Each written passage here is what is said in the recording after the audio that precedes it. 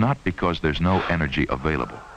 It's simply that we've called for more energy to be delivered to a given place than the line can take, and the whole system blows. The principle of the household fuse or circuit breaker, keeping supply and demand in near balance, can be extended to all forms of energy. All, in effect, have circuit breakers. And when the demand grows greater than the immediate supply, the circuits break. Attention all passengers. Flight 307 is canceled until further notice. It was announced today that gasless Sundays will go into effect as of next month. And when several circuits break at the same time, we have an energy crisis.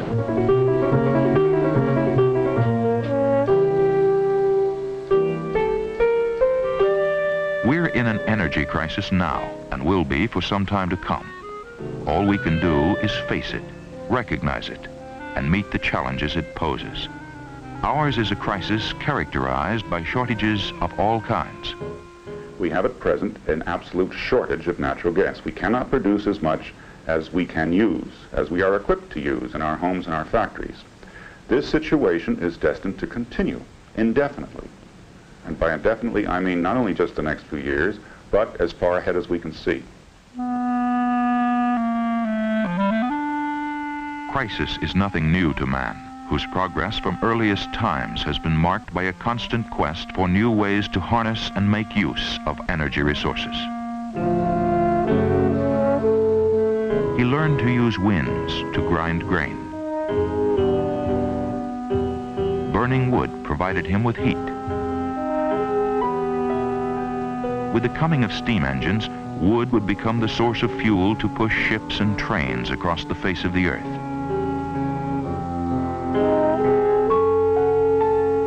Coal was the first fossil fuel to be exploited as a seemingly endless source of heat and power. We tunneled deep into the earth to dig it out. History is filled with references to oil, the fossil fuel we most rely on today. As far back as 300 BC, the Chinese drilled 3,000 feet for oil, using bamboo tubes and bronze bits. In 1859, Edward Drake drilled this country's first producing oil well near Titusville, Pennsylvania.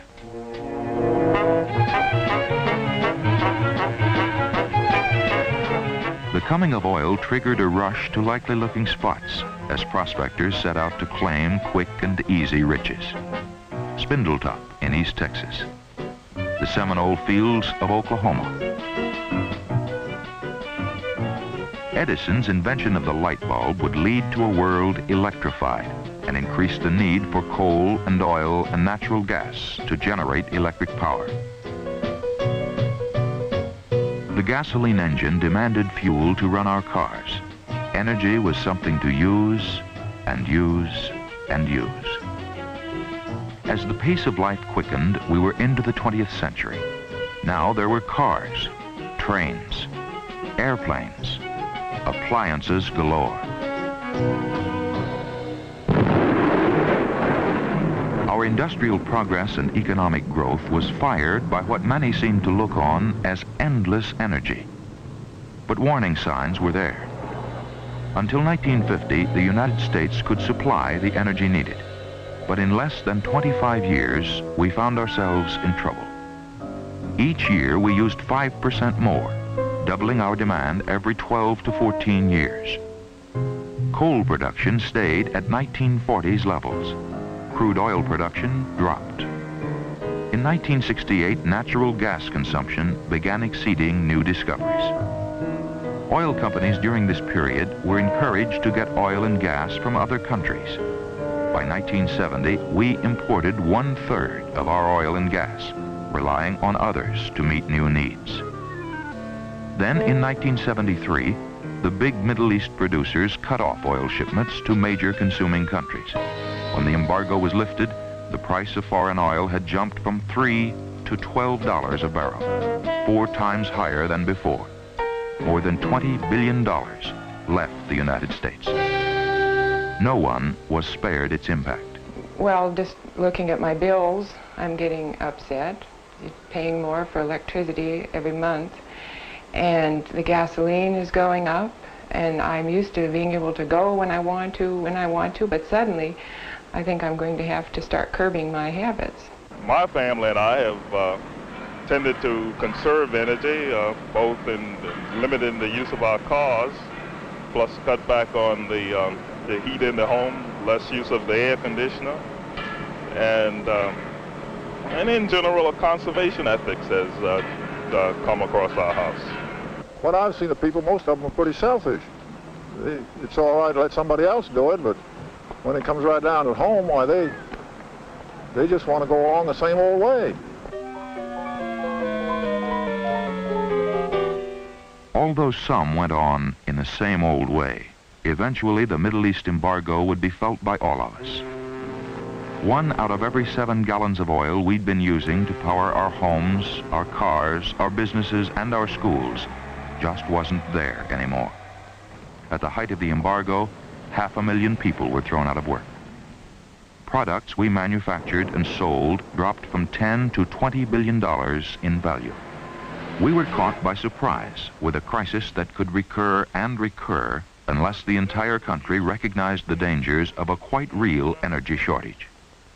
And out of the embargo was born Project Independence, a launching pad from which would evolve this country's first national energy policy.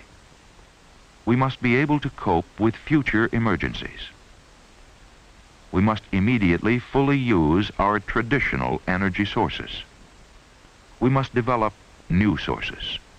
We must manage better the present demands placed on energy. We must conserve. The first 3 goals are largely the job of government and industry.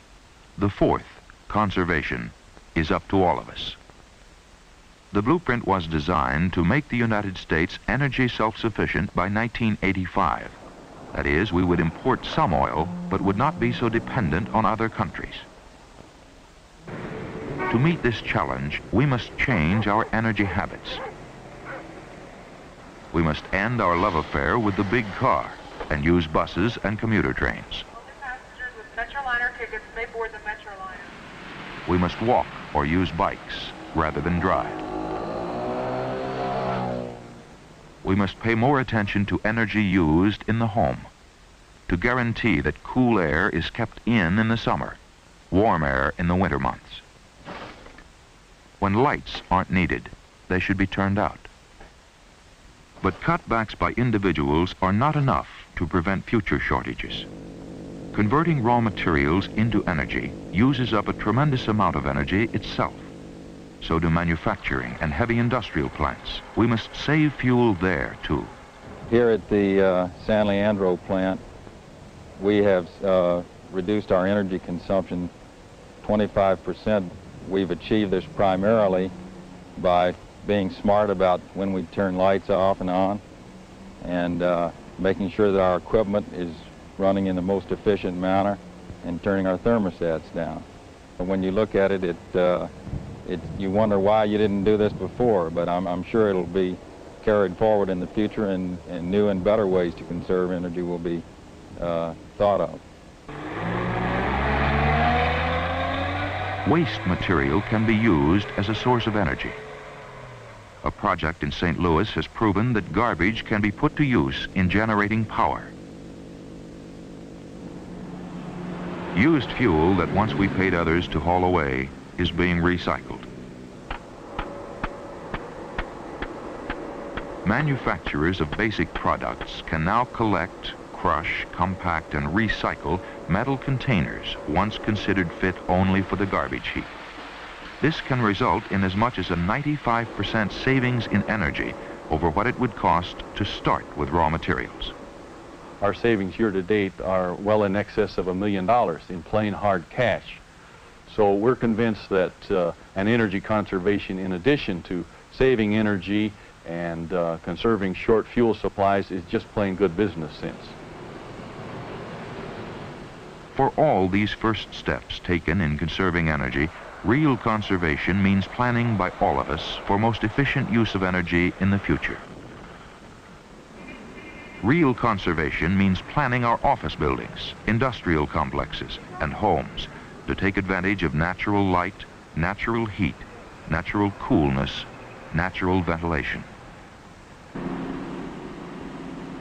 Real conservation means that while striving to achieve the most efficient car and truck engine, we must limit our driving now to what is absolutely necessary. The fact remains that conservation alone will not give us the energy needed to permit our country to prosper at its present level. This brings us to the second goal, to develop our oil, coal, and gas.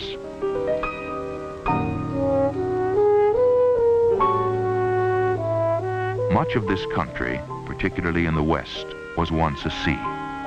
Today it's a sea of scrub oak, sand, and sage. And beneath its surface lie rich pools of oil and beds of coal, enough, some say, to answer our needs for centuries. So great is our demand that we're looking for new energy in places once considered sacrosanct. Drilling for natural gas is taking place in George Washington National Forest in Virginia. It's a trend that more and more local utilities are getting into because they have to protect their pipeline supply in some way. They're going into drilling programs such as this one. They're building synthetic gas plants, importing liquefied natural gas, because for at least the foreseeable future, we don't anticipate any major increase in the pipeline quantity of gas available to us. But as many wells as may be drilled, the prospect of big strikes on this continent appear remote. While the average well in the Middle East produces 5,000 barrels of oil a day, the best producing wells in the United States provide far less. And proven reserves in the lower 48 states grow smaller every year. Though exploration has been stepped up, production continues to lag. The search goes on elsewhere. We're tapping huge reserves within the Arctic Circle on the north slope of Alaska. Some geologists claim that the world's greatest fossil fuel resources lie beneath ocean waters, in the North Sea, off Indonesia, in the Gulf of Mexico, off the eastern seaboard. But underwater drilling is expensive and risky. Floating platforms are towed out to sea and anchored. Drilling rigs are assembled on them at great cost, and bits are sent 9,000 to 10,000 feet and more deep into the ocean floor.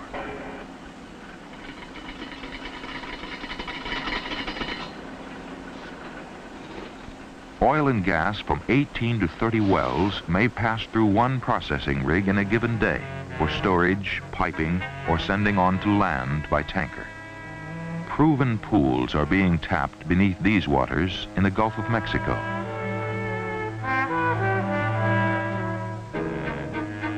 Natural gas from land as well as ocean-based wells is compressed and piped by booster stations across the country from storage facilities mostly based in Louisiana and Texas.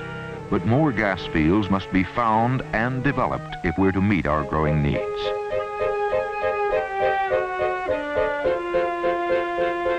On the Rocky Mountains' western slopes, oil shale, oil-filled rock, is being mined and processed in an experimental plant. Though it's now expensive to get crude oil out of the rock, it could someday answer a good portion of our oil needs. In terms of the reserves available in Colorado, Utah, and Wyoming, they are very large. The high-quality mineable reserves that might be produced in the foreseeable future are also very large. This could be in the range of 5 to 10% of our total liquid fuel requirement. What about coal? Coal remains one of our greatest resources. There are only two ways to get at it. For generations, we've gone underground to mine it. Much has already been brought to the surface. Far more remains below. Another way to get coal is to strip off a layer of soil and rock.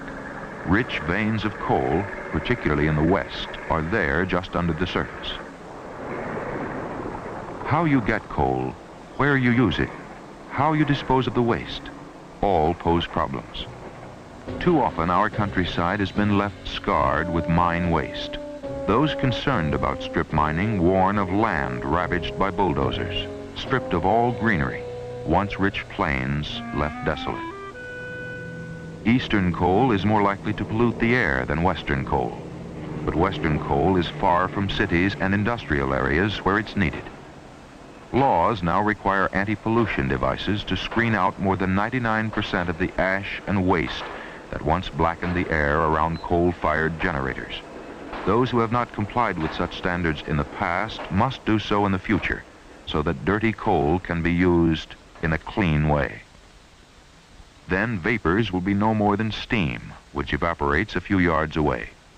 And strip-mined land can be reclaimed and restored by replacing topsoil and planting trees and grasses.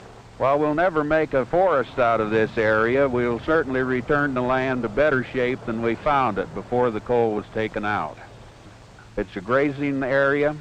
Several times a year, the flocks of sheep go through here.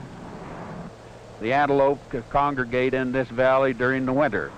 They return, and we're very proud of this. They're kind of our pets around here. It's expected that within a few years, we'll be calling on electricity to supply half of our energy needs. Unless we find new ways to turn our generators, we face serious electricity shortages. And we're approaching the outer limits of production in some areas, as with hydroelectric power. You are limited as to geography because you have to have a source of falling water. And most of these best sites have already been used. You have to bear in mind, too, that there are problems in balancing whether the hydroelectric capacity should be installed. Because when you build a dam, of course, you have to flood some area, building up the reservoir and back at it. All these things have to be taken into account in a balanced view of the energy and the environmental values to be considered. Compromises have been worked out which protect our environment at the same time satisfying fuel needs. More than 600 wells on 4 man-made islands in Long Beach Harbor, California, draw oil from pools as far as 4 miles away. Enclosed drilling superstructures actually enhance a city skyline once marked by blackened derricks. That's one way to attack the shortage while protecting the environment. But as with conservation, developing traditional energy resources is not enough. We need new sources. That brings us to our third goal, finding new kinds of energy. There's nuclear power. One theory is that nuclear fusion may be generated by injecting atomic neutral particles into a magnetic field. Still another involves use of laser beams. Our hope is to demonstrate, or perhaps come up with the invention of the new lasers required to make laser fusion reactors in the early 80s, and perhaps have a prototype reactor going in the 1990s. Though power generated by nuclear fusion lies in the distant future, power from nuclear fission, the splitting of atoms, already is a fact. But construction delays and the high cost of financing threaten to undermine the United States goal of having half of all electricity supplied by nuclear power by the year 2000.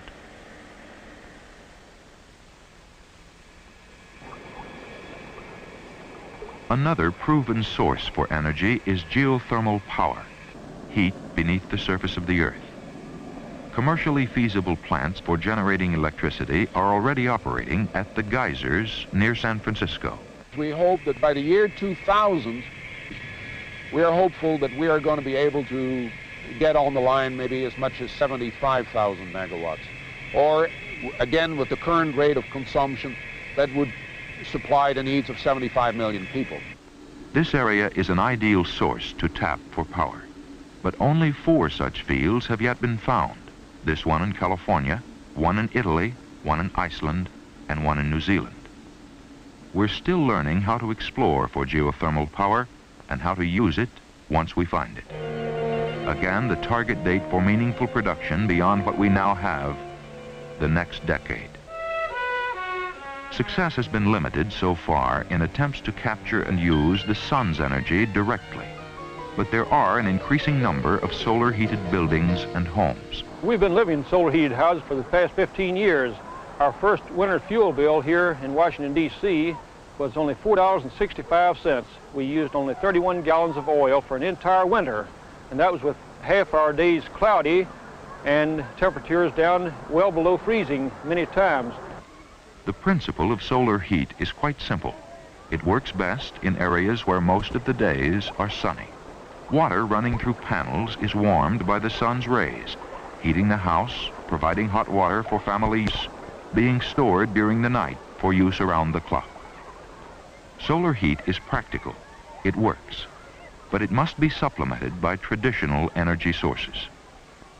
No real breakthrough has been made in converting solar energy into electric power. Target date for this new development? No year mentioned. Scientists and engineers are engaged in basic research now to find other sources of energy.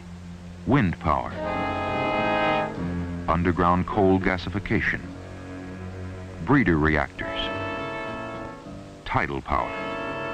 But no one presumes to lay down a timetable for achieving man's age-old dream of unlimited energy. The goal seems too remote. For the next 10 years, we must rely on the fossil fuels which have served us in the past. With oil and gas production in this country going down each year, we have no alternative but to conserve. Otherwise, we are faced with a dollar drain that within one short decade could result in concentrating the world's wealth in the Middle East. The oil exporter gets richer, and the oil importer gets poorer, and the consumer pays the bill. Unless we conserve while we look for new energy sources, we face the recurring threat of embargoes, of energy circuits breaking without warning. We must recognize right now that energy will cost us more. That is a fact of life. I think it's going to end with everybody changing their habits and going back to the things that maybe our parents were used to that we have never seen before. Just start working now, otherwise we won't have time. We're going to be out of oil within a few years. People say, well, it's not going to run out in our time, but we have to think of our kids and our kids' kids and how they're going to have to put up with a whole lot of stuff just because we're not careful.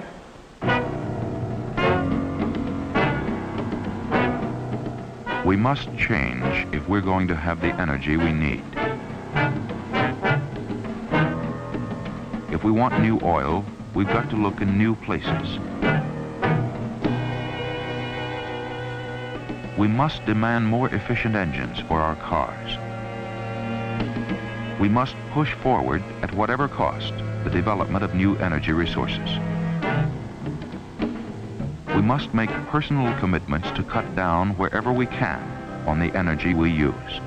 Only this can keep the total energy circuit from breaking disastrously for all of us. The energy is here, within this universe, on this planet. It's a challenge facing each of us in all lands, to explore, to find, to develop, and to use wisely, not wastefully, the energy that's here. If we meet this challenge, it will be for the good of all mankind on Earth.